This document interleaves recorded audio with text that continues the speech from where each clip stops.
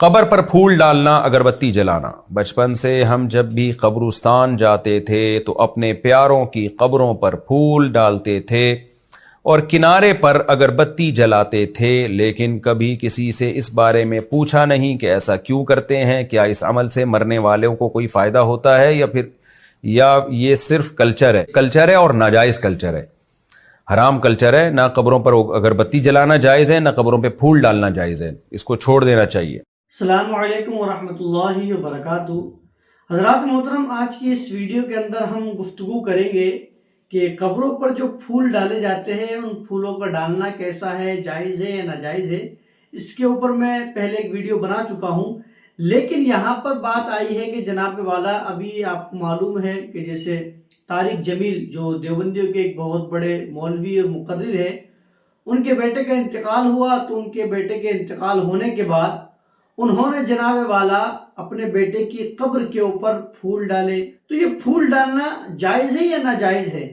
کیونکہ اس کے اوپر طرح طرح کی باتیں ہوتے ہوئے نظر آ رہی ہے۔ یاد رکھیے حضرات محترم، جیسا کہ جو دیوبندی حضرات ہیں یا اس مکاتبہ فکر سے جتنے بھی لوگ تعلق رکھنے والے ہیں، وہ یہ کہتے ہوئے نظر آتے ہیں کہ جناب والا قبروں کے اوپر پھول ڈالنا یہ جائز نہیں ہے، بلکہ حرام ہے، بلکہ کلچر ہے۔ جیسے کہ آپ نے اپنے مفتی طارق مسعود کی ویڈیو بھی دیکھی کہ جنہوں نے کہا کہ یہ کلچر ہے، ناجائز ہے، یہ ایسا نہیں کرنا چاہیے اور اس سے کوئی فائدہ نہیں ہوتا ہے۔ تو اب میرا سوال ہے کہ آپ ہی کی جماعت کے ایک بہت بڑے عالم، اور میں یہ سمجھتا ہوں کہ جو ان کی جو شخصیت ہے وہ آپ سے بھی بڑی ہے، یہ ہے کہ لوگ آپ سے بھی زیادہ ان کو جانتے ہیں، ان کی باتوں سے زیادہ متاثر ہوتے ہوئے نظر آتے ہیں۔ تو جناب والا انہوں نے اپنے بیٹے کی قبر کے اوپر پھول ڈالے ہیں، تو اب آپ کیا کہیں گے اس چیز کے اوپر؟ کیونکہ آپ وہ ہے کہ اگر کوئی سنی صحیح العقیدہ اپنے والدین کی، اپنے دوستوں کی، اپنے عزیز و اقارب کی، اپنے رشتہ داروں کی قبر کے اوپر پھول ڈالتا ہے تو جناب والا آپ اس کو روکتے ہوئے نظر آتے ہیں، آپ ان کو منع کرتے ہوئے نظر آتے ہیں، آپ یہ کہتے ہوئے نظر آتے ہیں کہ جناب والا یہ کرنا ٹھیک نہیں ہے۔ حالانکہ یہ بات صحیح حدیث سے ثابت ہے کہ قبروں کے اوپر کوئی تر چیز ڈال دی جائے، جیسے پتیاں ڈال دی جائے یا پھول ڈال دی جائے، تو اس کے ذریعے مردے کے عذاب کے اندر تخفیف ہوتی ہے۔ یہ حدیث سے ثابت ہے، ابو داؤد شریف کی حدیث ہے، بخاری کے اندر بھی یہ حدیث ہے، مسلم کے اندر بھی یہ حدیث ہے، اور سنن ترمذی کے اندر بھی یہ حدیث ہے، اور مسند احمد بن حنبل کے اندر بھی یہ حدیث ہے۔ ابو داؤد شریف کے حوالے سے میں بیان کرنا چاہوں گا کہ حضور علیہ الصلوۃ والسلام جب دو قبروں کے درمیان سے گزرے تو آپ نے دیکھا کہ ان قبروں کے اوپر عذاب ہو رہا ہے۔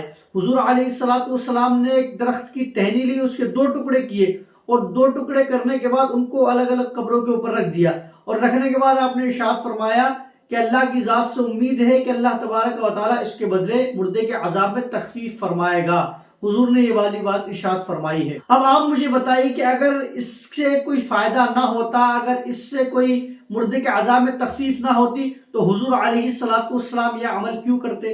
حضور علیہ الصلوۃ والسلام نے تو پوری امت کو یہ بات سکھائی ہے کہ جناب والا تم اپنے مردوں کی قبروں کے اوپر پھول ڈالو، اپنے مردوں کی قبروں کے اوپر پتیاں ڈالو، کہ اس سے ہوگا یہ کہ یہ تسبیح بیان کرے گی، اور اس کی تسبیح کے ذریعے سے اللہ تبارک و تعالیٰ مردوں کے عذاب میں تخفیف فرمائے گا۔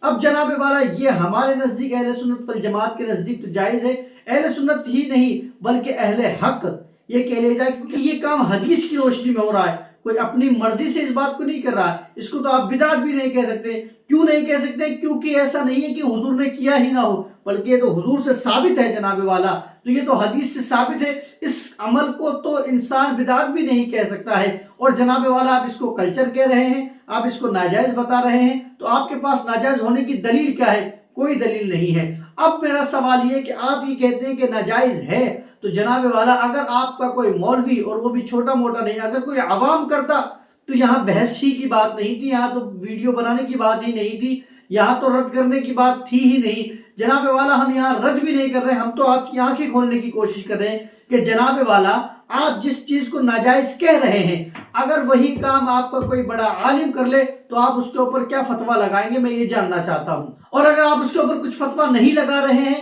تو پھر عوام کے اوپر آپ کیوں لگاتے ہیں؟ جو بھولے والے انسان ہیں، جو اپنے عزیز و اقارب کی قبروں کے اوپر پھول ڈالتے ہیں اس امید سے کہ اللہ تعالیٰ ان کے عذاب میں تخفیف فرمائے گا، تو پھر آپ اسے روک کیوں رہے جبکہ یہ اچھا کام ہے؟ تو پتہ کیا چلتا ہے جناب والا، جو ان کے من میں آتا ہے جو ان کو اچھا لگتا ہے وہ کرتے ہوئے نظر آتے ہیں، جو ان کو اچھا نہیں لگتا ہے تو وہ یہ نہیں کرتے ہوئے نظر آتے ہیں، اور وہ حدیث سے بھی ثابت ہوگا تو اسے یہ منع کرتے ہوئے نظر آتے ہیں۔ اب جناب والا جب ایک چیز حدیث سے ثابت ہے تو پھر آپ اس کو منع کیوں کر رہے ہیں؟ آپ منع کیوں کر رہے ہیں؟ یا تو پھر یہ بات ہے کہ آپ نے اس حدیث کو پڑھا نہیں ہے، اور جب آپ نے پڑھا نہیں ہے تو پھر آپ کو یہ کہنا چاہیے کہ میرے علم میں یہ بات نہیں ہے۔ آپ یہ کہنے کے بجائے جناب والا الٹی سیدھی باتیں کرتے ہوئے نظر آ رہے ہیں، سیدھے مسئلے بتاتے ہوئے نظر آ رہے ہیں کہ جناب والا قبروں کے اوپر پھول نہیں ڈالنا چاہیے، یہ نہیں ڈالنا چاہیے، وہ نہیں ڈالنا چاہیے، جبکہ حدیث سے ثابت ہے کہ حضور علیہ السلام نے ٹہنیاں ڈالی ہیں۔ تو اب میرا پھر وہی سوال، جب حضور سے ثابت ہو گیا تو پھر کس بات کی بدعت اور کس بات کے ناجائز ہونا ہے؟ اور ناجائز ہے تو پھر آپ کو چاہیے کہ آپ مولانا طارق جمیل کے اوپر فتویٰ لگائیں کہ جناب والا یہ گمراہ ہو گیا ہے، جناب والا یہ دین سے ہٹ گیا ہے، جناب والا یہ ہماری جماعت سے ہٹ گیا ہے۔ کیوں ہٹ گیا ہے؟ کیونکہ انہوں نے ناجائز کام کیا ہے۔ تو آپ ان کے اوپر فتویٰ لگائیں، اور اگر آپ ان کے اوپر فتویٰ نہیں لگاتے ہیں تو میری بات آپ کان کھول کر سن لیجئے جناب والا، آج کے بعد آپ کو یہ قطعی حق نہیں ہے کہ آپ اس کے اوپر یہ بات کہیں کہ جناب والا پھول ڈالنا قبروں کے اوپر جائز نہیں ہے، حالانکہ جائز کام ہے، حدیث سے ثابت ہے، لیکن آپ نے اپنی ہٹ درمی کی بنیاد پر اس کو ناجائز قرار دیا ہے۔ تو پھر آپ کو چاہیے کہ آپ کی جماعت کے اگر کوئی مولوی اس کام کو کرے تو اس کے اوپر آپ فتویٰ لگائیں کہ جناب والا تم نے یہ کام ناجائز و حرام کام کیا ہے، تمہیں یہ نہیں کرنا چاہیے تھا، اور جب تک تم توبہ نہیں کرو گے تمہیں ہم بائیکاٹ کرتے تو تمہیں یہ کرنا چاہیے۔ لیکن اللہ کا لاکھ لاکھ شکر ہے کہ ہم اہل سنت والجماعت ہیں، اور حضور نے جو ارشاد فرمایا ہے ہم اسی کے مطابق کام کرتے ہوئے نظر آتے ہیں، اور اللہ تبارک و تعالی ہمیں اسی مسلک کے اوپر قائم رکھے۔ واللہ تعالی عالم۔ السلام علیکم ورحمۃ اللہ وبرکاتہ۔